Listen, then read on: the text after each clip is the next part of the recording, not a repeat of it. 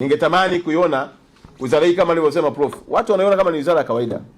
Hii wizara nakuhakikishia ndani ya mwaka mmoja kama Mungu atatupa uhai na kubaki hapa, kila mtu aliyoko kwenye wizara nyingine ikiwemo wizara ya fedha watatamani kuhamia wizara ya habari, michezo na utamaduni.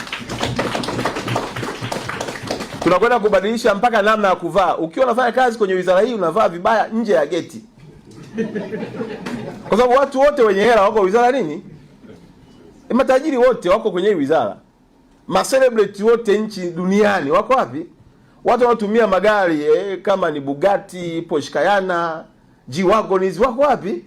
Watu wanavaa saa za maana wako huko. Sasa wewe unaowakilisha kwenye nchi ukitembea kinyonge nyonge, manake mlango huu utakuwa mgumu kidogo kuingia. Kwa hiyo naomba kuanzia kwenye muonekano lazima tuhakikishe tunaiwakilisha wizara yetu kikamilifu.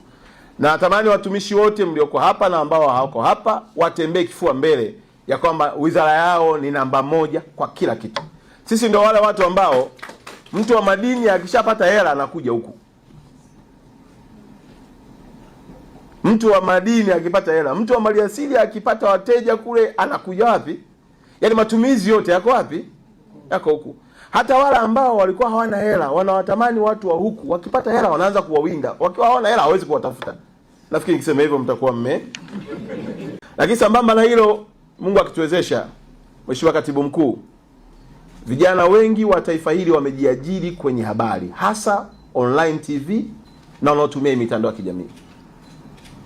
Tutaomba mamlaka, na Mheshimiwa Rais ni mtu anayependa sana vijana wa social media.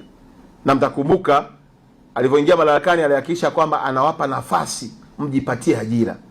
Nitaenda kumlilia Daktari Samia atupatie fedha kiasi cha bilioni 1 mpaka bilioni 2 tuwakopeshe vijana wa kwenye mitandao wawe na vifaa vyao wenyewe, ili unaporekodi usirekodi kwa kisimu, urekodi kwa kamera ya maana, uwe na kompyuta yako vizuri, alafu tengeneza content ambazo dunia itaziona na kuiona Tanzania katika uzuri wake.